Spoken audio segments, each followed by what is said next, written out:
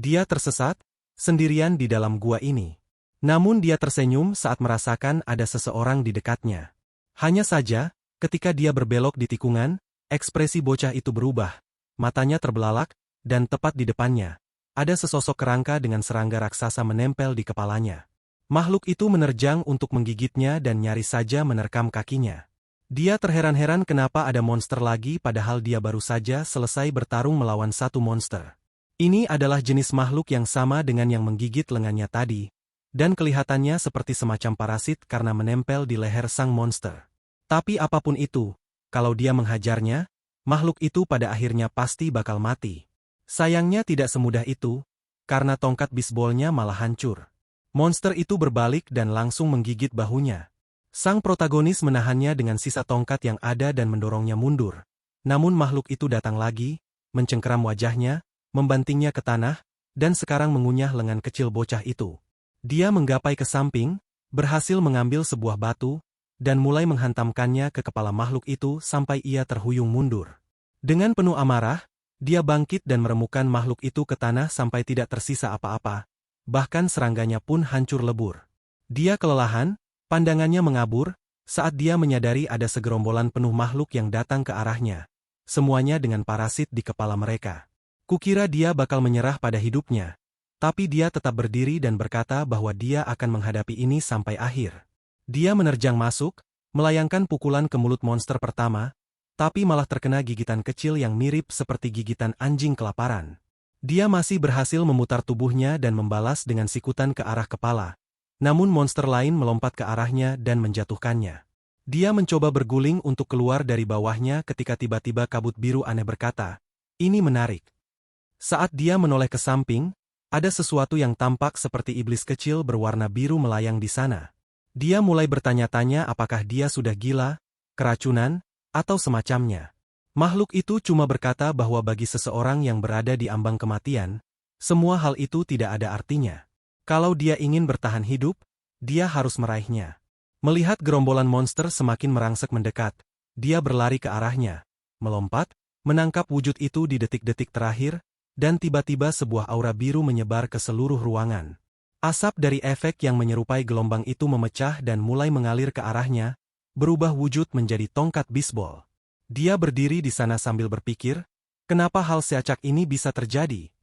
Namun tidak ada waktu untuk berpikir karena makhluk lain sudah datang menerjang. Dia mengertakkan giginya dan menghujamkan tongkat itu tepat ke tengah dada monster tersebut, menghancurkannya tanpa sisa. Hanya isi perut dan separuh tubuh bagian atas yang jatuh ke lantai. Benar-benar hancur lebur. Dia menyadari ada kekuatan aneh yang mengalir di sekujur tubuhnya.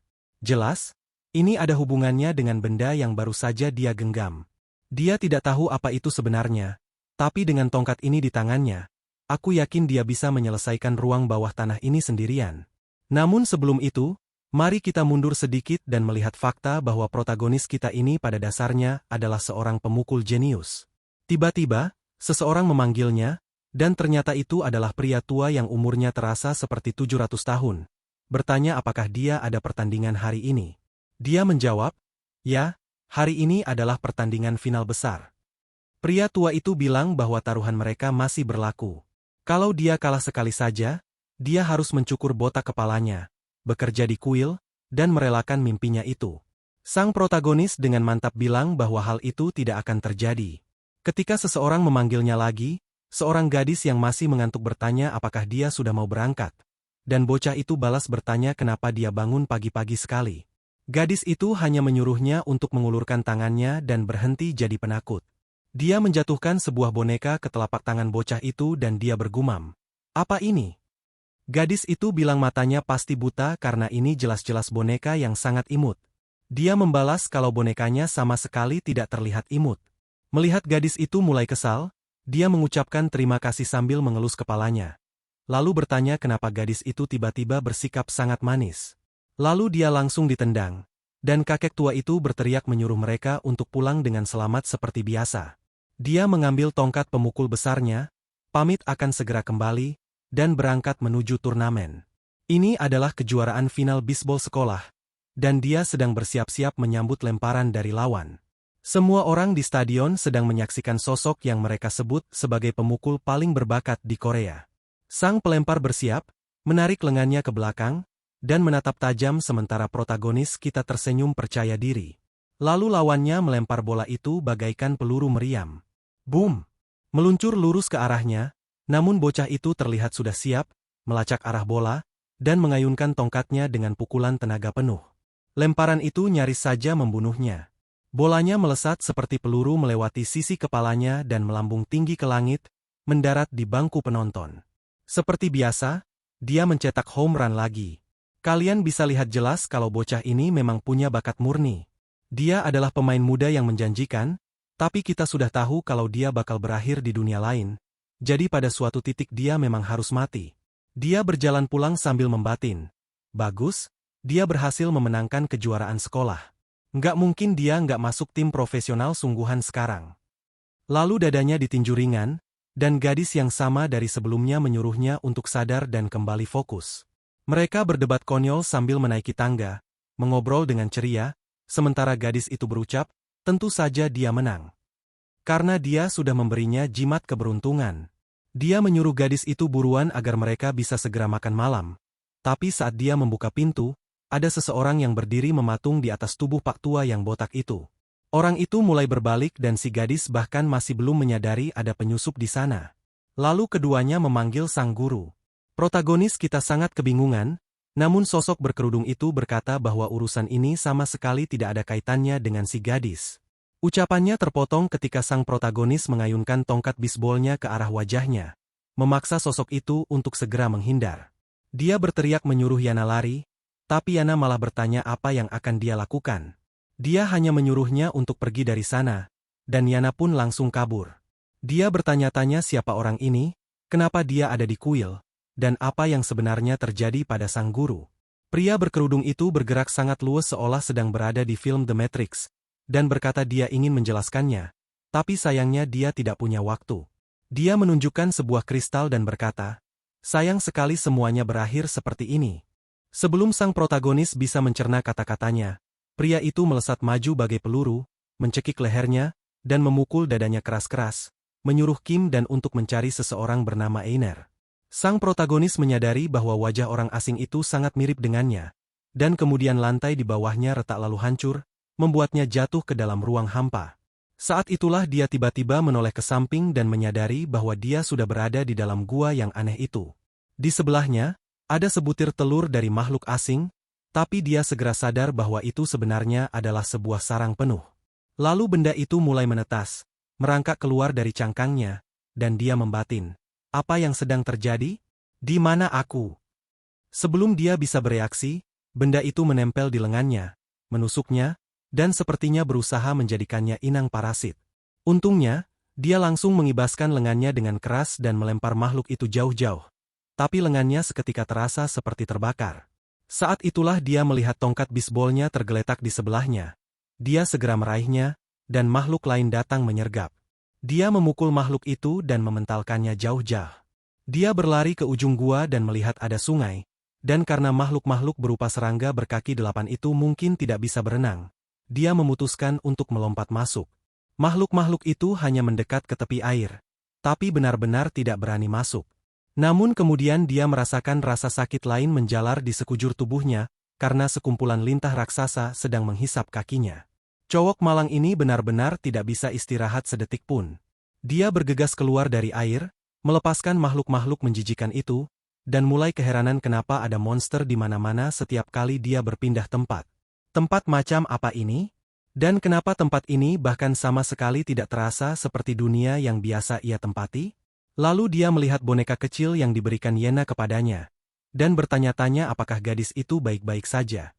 Apakah pria berambut putih tadi melakukan sesuatu padanya? Apapun yang terjadi, dia harus tetap tenang dan bertahan hidup dulu. Dia mulai mencoba bangkit, tapi tiba-tiba ada predator raksasa di belakangnya.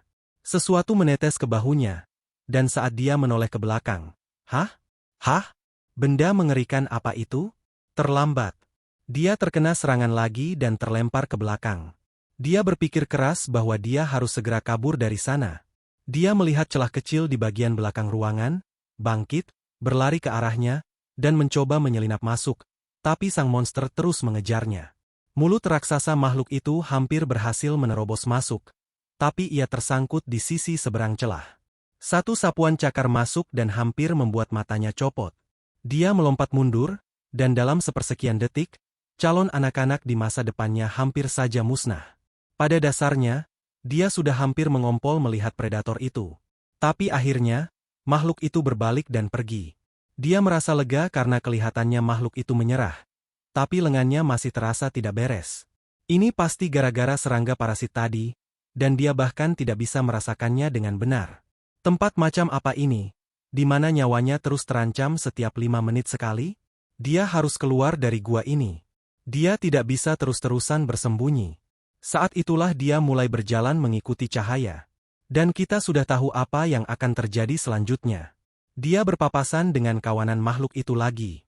Setelah dia membangkitkan kekuatan bisbol gaibnya dan menghancurkan monster pertama, dia bergumam tidak tahu apa yang sedang terjadi, kekuatan apa ini sebenarnya. Tapi rasanya itu cukup untuk melibas segala rintangan di sana. Dan dengan begitu saja, lantai langsung dipenuhi bangkai monster. Sekarang dia ingin memahami apa sebenarnya tongkat ini. Dia bisa merasakan kekuatan mengalir bebas di tubuhnya layaknya semacam sihir. Namun tiba-tiba tongkat itu memecah diri dan berubah menjadi kobaran api. Dia benar-benar tidak paham. Sebuah mulut muncul di tengah-tengah kobaran api itu, terbang keluar, dan mulai melahap salah satu mayat.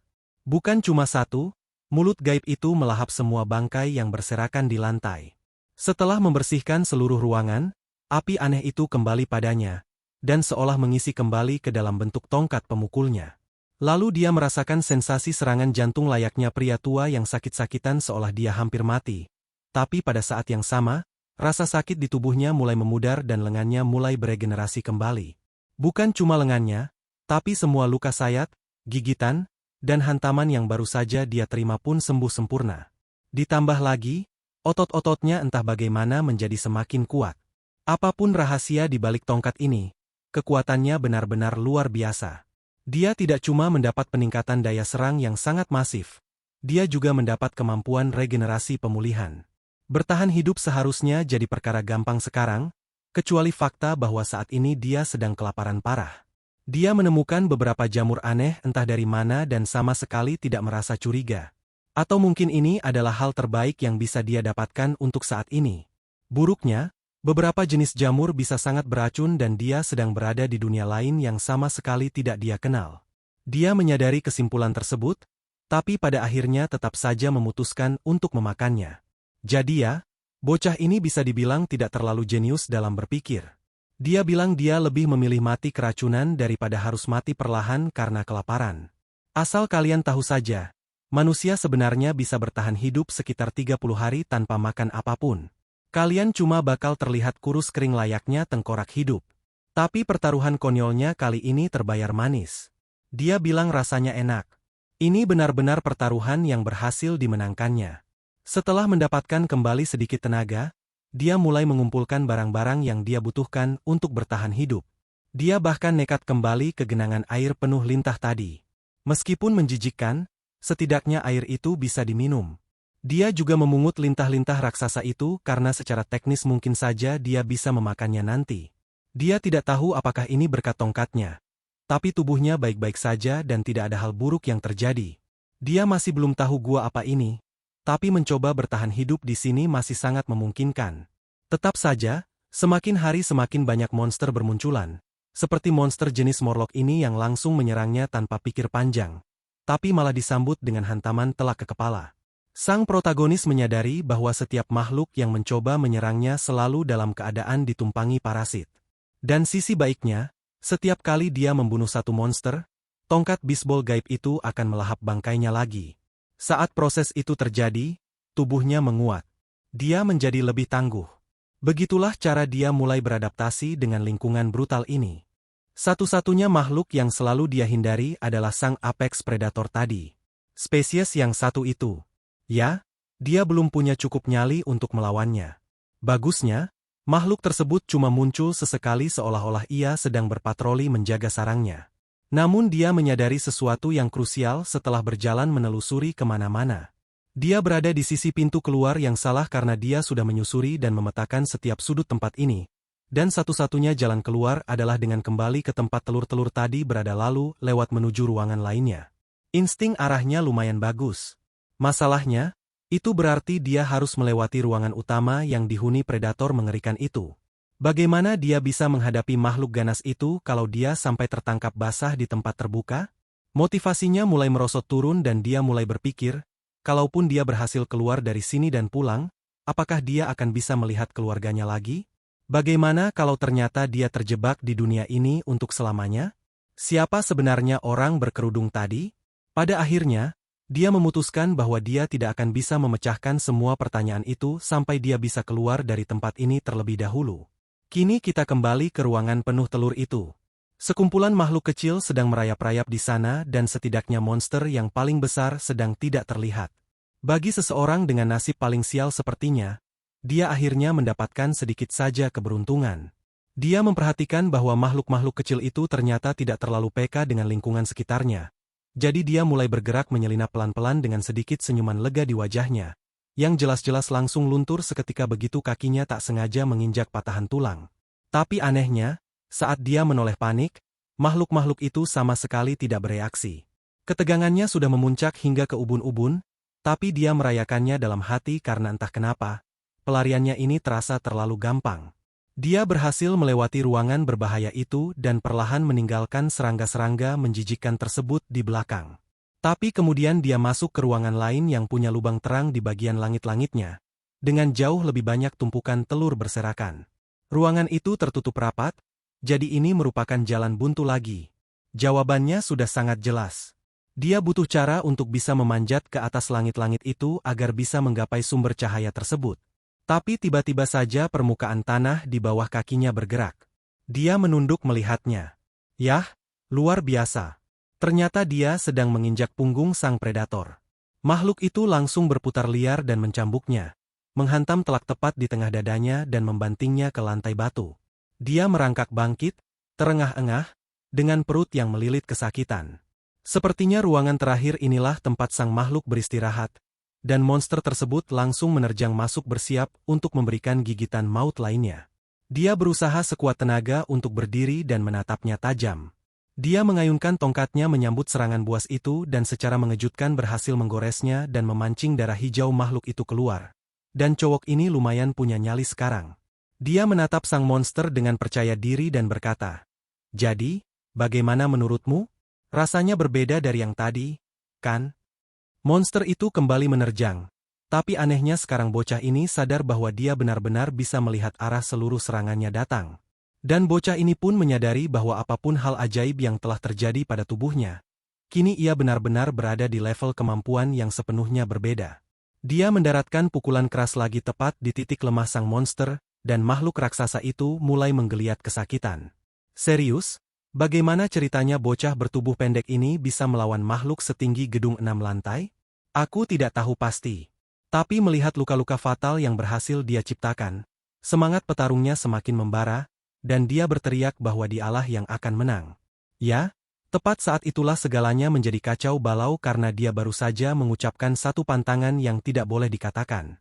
Tiba-tiba saja, makhluk mengerikan itu membuka mulut besarnya dan mengeluarkan auman yang memekakkan telinga.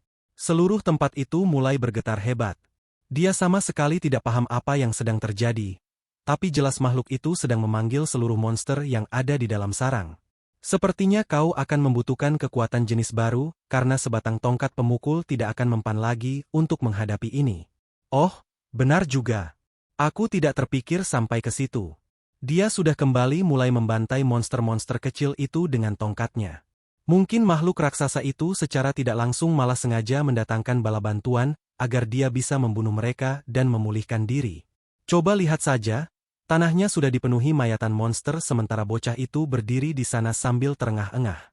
Dia sadar kalau terus begini pertarungannya tidak akan ada habisnya dan dia pasti bakal mati kelelahan. Dan tunggu dulu. Tadinya kukira dia berhasil mendaratkan pukulan telak yang sempurna, tapi nyatanya malah dialah yang baru saja tertusuk tembus di bagian dadanya. Sialan, lukanya tembus sampai belakang. Tapi lalu apa-apaan ini? Sang protagonis tiba-tiba malah berhasil menghantam balik kaki monster itu dengan sekuat tenaga hingga patah tulang.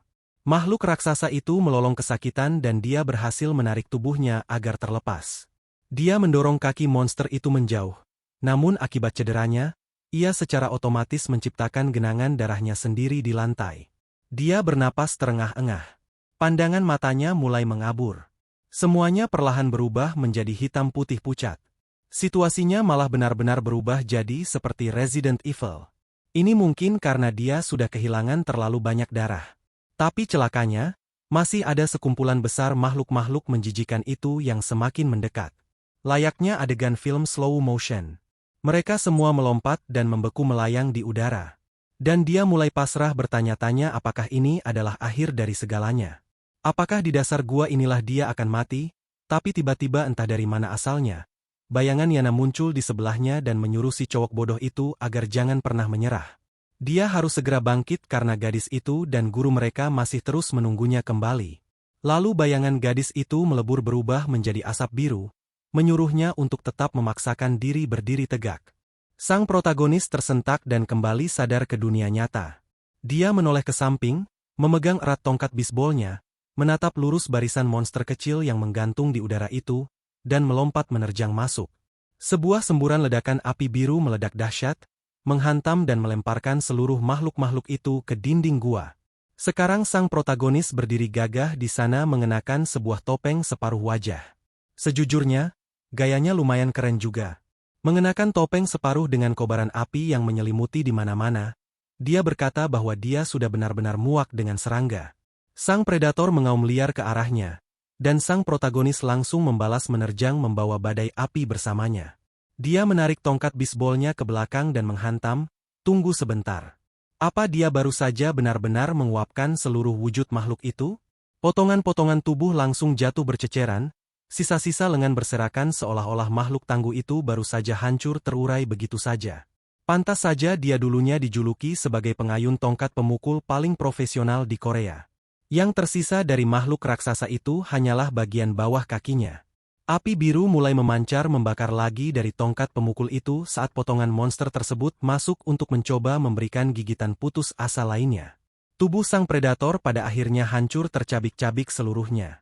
Bahkan sang protagonis sendiri pun ikut ngeri mendengar suara bising kehancurannya. Tapi kemudian seluruh energi makhluk itu mulai mengalir masuk ke dalam dirinya. Bocah ini jelas tidak akan bisa berumur panjang melewati umur 20. Sudah pasti, karena dia langsung tumbang pingsan lagi sambil memegang dadanya yang kembali kesakitan hebat. Sisi baiknya adalah setelah rasa sakit luar biasa itu berlalu, tubuhnya mulai beregenerasi menyembuhkan diri hingga lubang fatal di dadanya pun menghilang tak berbekas. Dia mengerang kalau sakitnya bukan main dan dia benar-benar tidak mau harus merasakan penderitaan seperti itu lagi seumur hidup. Tapi jelas karena tingkat kekuatan makhluk itu jauh lebih kuat daripada yang monster-monster kecil lain, jumlah kekuatan baru yang dia rasakan masuk ke tubuhnya kini sungguh gila-gilaan. Tunggu dulu, kukira lubang keluar gua itu ada di langit-langit tadi. Sepertinya dia baru saja tanpa sengaja menghancurkan dinding samping hingga berlubang dengan hantaman terakhirnya tadi. Apapun itu, kabar baiknya adalah dia berhasil keluar. Namun kabar buruknya, di luar sana ternyata adalah hamparan gurun pasir sialan. Setidaknya dia masih punya sedikit motivasi hidup. Ini tidak sepenuhnya lebih baik daripada berada di gua, tapi jelas ini jauh lebih mending daripada terjebak. Ya, sudah kuduga optimisme itu tidak akan bertahan lama. Dia jatuh terkapar sambil mendesah, mungkin tempat ini sebenarnya tidak sebagus itu juga. Tempat ini jauh lebih tandus dan kosong dari dugaannya. Sama sekali tidak ada yang bisa diminum, tidak ada pula yang bisa dimakan. Yang dia temukan sejauh ini hanyalah monster-monster berwujud kerangka, yang mana merupakan target yang paling terburuk. Mereka tidak menjatuhkan apapun saat dikalahkan. Bahkan tidak ada daging seujung kuku pun yang bisa digigit dari tulang-tulang lapuk itu. Dia benar-benar tidak percaya bahwa dia sudah bertarung mati-matian sekeras itu, untuk tetap hidup hanya untuk mati secara konyol di gurun pasir gersang ini. Apakah dunia tempatnya terdampar saat ini adalah tempat di mana seluruh umat manusia sudah musnah sepenuhnya? Saat dia memejamkan dan membuka matanya lagi, semua yang dia inginkan hanyalah agar ini menjadi sebuah mimpi buruk belaka dan dirinya terbangun di tempat lain. Sayangnya, kenyataan bukan seperti itu. Dia membuka matanya perlahan dan melihat seorang pria berambut putih menyuruh gadis bernama Chloe agar berhati-hati. Gadis kecil itu melompat kegirangan, memberitahu bahwa bocah itu kelihatannya masih hidup. Beberapa saat kemudian, gadis itu berdiri di hadapannya sambil menyilangkan tangan di dada, menyuruhnya untuk segera berhenti menangis karena wajahnya jadi terlihat sangat jelek. Bocah itu lalu merengek, "Demi Tuhan, tolong aku. Kalian adalah manusia pertama yang kutemui di sini yang akhirnya bisa kuajak bicara." Pria berambut putih itu menyuruhnya untuk sedikit tenang. Akan jauh lebih baik kalau mereka beristirahat dulu sebentar. Namun Chloe menyahut, "Nggak bisa begitu. Perjalanan kita hari ini masih panjang. Masa mau diam istirahat sekarang?" Pria itu membantah bahwa mereka jelas tidak bisa langsung berjalan melanjutkan perjalanan jika bocah ini kondisinya sangat lemah seperti itu. Lagi pula, Chloe kelihatannya cukup senang berhasil menemukan orang lain di gurun ini. Jadi sebaiknya cowok ini jangan sampai mati di tengah jalan. Gadis itu lalu memasang wajah cemberut kesal, memalingkan muka, dan bilang kalau dia mengerti. Jadi, dia mulai menyalakan api dan memasak sup. Sang protagonis terpana bukan kepalang. Sudah lama sekali dia tidak memakan makanan sungguhan buatan manusia. Gadis itu bertanya heran apa dia sudah tidak makan berhari-hari, dan dia menjawab, "Ya iyalah, jelas, aku bahkan belum menelan satu gigitan pun selama 5 hari berturut-turut ini." Chloe menimpali, itu sih pada dasarnya adalah batas waktu terakhir agar manusia bisa tetap hidup. Pria berambut putih itu hanya diam menatapnya. Dan sang protagonis memang bukan tipe orang yang pintar menyimpan rahasia, jadi dia langsung ceplas-ceplos. "Ya, kupikir aku masih bisa hidup karena kekuatan menyerap monster yang kudapatkan ini." Begitu saja, dia membeberkan semuanya tanpa beban. Pria itu berkata bahwa dia tidak pernah sekalipun mendengar ada jenis sihir semacam itu. Dan karena dia mengucapkan kata sihir seolah itu adalah hal yang sangat normal sehari-hari, sang protagonis pun balik bertanya apakah sihir memang benar-benar eksis di dunia ini. Gadis berambut pirang itu langsung mendengus berkata, "Tentu saja sihir itu ada. Berasal dari pelosok mana sih dia ini sampai tidak tahu soal keberadaan sihir?" Dia berkilah kalau ceritanya bakal sangat panjang. Lalu pria itu menyodorkan semangkuk sup hangat kepadanya.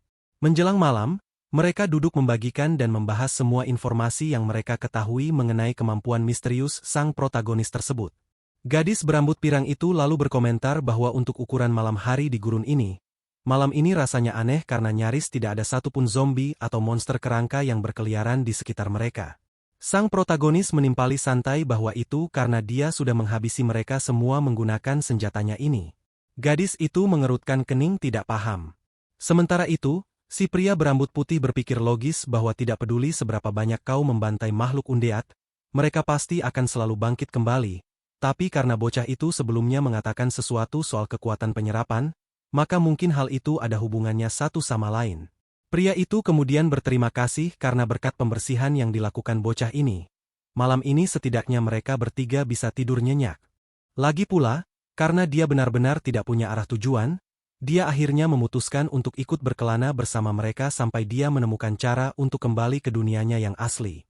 Gadis kecil itu tiba-tiba bertanya pada Aris apa yang sedang dia lakukan karena mereka berdua sedari tadi malah saling bertatapan aneh. Sang protagonis dengan mata yang berbinar-binar penuh haru mengatakan pada mereka bahwa dia sangat menghargai bantuan yang diberikan. Gadis itu jelas-jelas merasa jijik dengan tingkah melankolisnya. Keesokan harinya, mereka mengumpulkan tanaman kaktus di gurun, dan sang protagonis memuji Chloe karena gadis itu tahu banyak hal. Gadis itu membalas sombong, "Ya iyalah, kalau kau melintasi gurun semacam ini, pengetahuan ini adalah hal yang paling dasar." Bocah itu memasang wajah mengejek yang aneh. Chloe spontan langsung menendangnya, dan bocah itu menggerutu bilang bahwa tingkah Chloe itu mengingatkannya pada adik perempuannya yang sangat menyebalkan di rumah. Mereka terus mengobrol panjang dan sang protagonis bercerita bahwa ia banyak belajar dari Aris mengenai ekologi monster dan bagaimana cara bertarung yang benar. Dia juga pada akhirnya mengetahui bahwa kedua orang ini berada di tempat ini untuk menjalankan misi membunuh semacam bos monster. Sang protagonis sangat yakin bahwa dirinya benar-benar beruntung bertemu mereka. Mereka jelas tidak terlihat seperti orang lemah biasa di dunia ini karena mereka berdua sangat ahli. Malam hari pun tiba. Sang protagonis sedang beristirahat di dalam tendanya dan Aris datang untuk melakukan kunjungan larut malam padanya. Ayolah, kemana perginya karakter-karakter wanita cantik di cerita ini? Mentang-mentang si bocah ini adalah pengayun tongkat pemukul profesional. Apa teman terdekatnya harus laki-laki semua? Sungguh tidak seru. Mereka membicarakan tentang apa pendapat bocah itu mengenai dunia ini dan sang protagonis hanya menjawab pasrah kalau dunianya agak membosankan.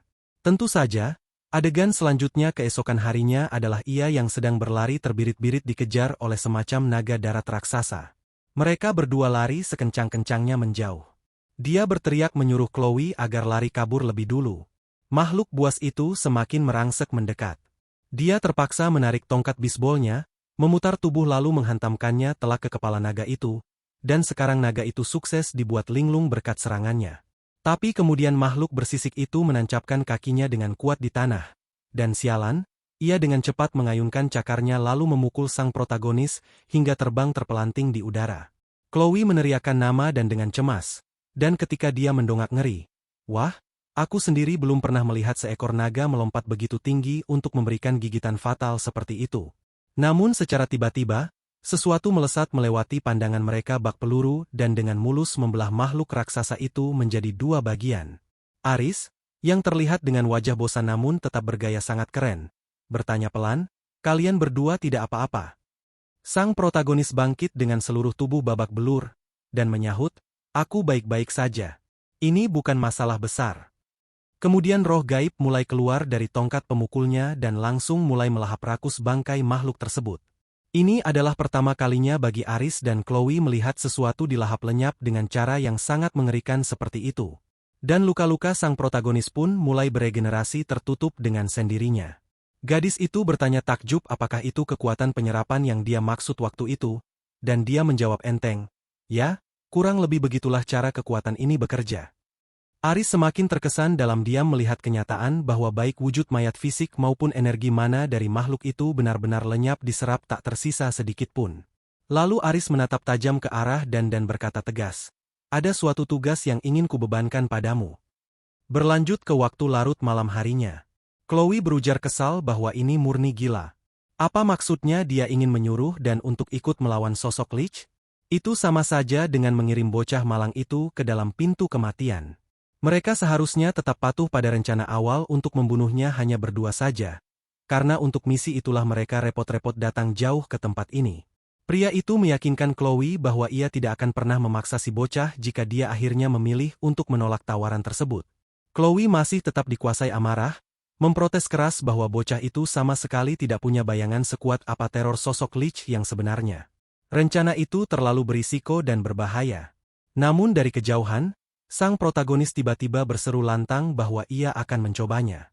Yang ia butuhkan saat ini hanyalah mengetahui apa rencana mereka. Di adegan selanjutnya, Aris menjelaskan bahwa sebelum mereka terjun ke pertarungan tersebut, mereka harus mencari tahu secara pasti bagaimana cara kerja kekuatan dan apa saja batasannya, seberapa banyak dia bisa memulihkan diri, seberapa banyak yang bisa dia serap, dan hal-hal semacamnya. Sang protagonis berpikir dia memang benar-benar membutuhkannya karena jika dia harus bertarung, dia wajib tahu apa yang bisa dan tidak bisa dia lakukan. Namun di adegan berikutnya, dia malah hanya berdiri diam menatap tongkat bisbolnya di tanah dengan wajah kebingungan. Apa yang sedang kita lakukan di sini?" Chloe menjelaskan bahwa mereka akan mengukur jumlah mananya, dan dia merespons, "Tunggu, aku juga punya mana." Gadis itu mengatakan dia seharusnya punya karena semua orang di dunia ini memiliki mana. Aris berkata dia harus melakukan pemeriksaan menyeluruh pada tubuh bocah itu. Dan anehnya, sang protagonis malah jadi tersipu malu layaknya. "Hei, jangan menatapku seperti itu, kawan. Apa-apaan sih?" Jelas, situasinya tidak seperti itu. Aris hanya meletakkan satu tangannya di bahu dan mendekat dari belakang, dan mulai masuk. Dia benar-benar menembus masuk ke dalam tubuh bocah itu. Di dalam sana, dia melihat jantung Mana Hart, yang sedang menatap bayangan api. Dia segera menarik tangannya kembali dengan wajah syok. Sang protagonis bertanya, sudah selesai." Aris menjawab sayangnya sudah, tapi dia sama sekali tidak mempelajari apa-apa dari sana dan dia berpikir bahwa sangat sulit untuk mengklasifikasikan bocah ini memiliki mana yang normal. Rasanya lebih seperti ada makhluk lain yang hidup bersemayam di dalam tubuhnya. Kekuatan itu jelas sangat berbahaya.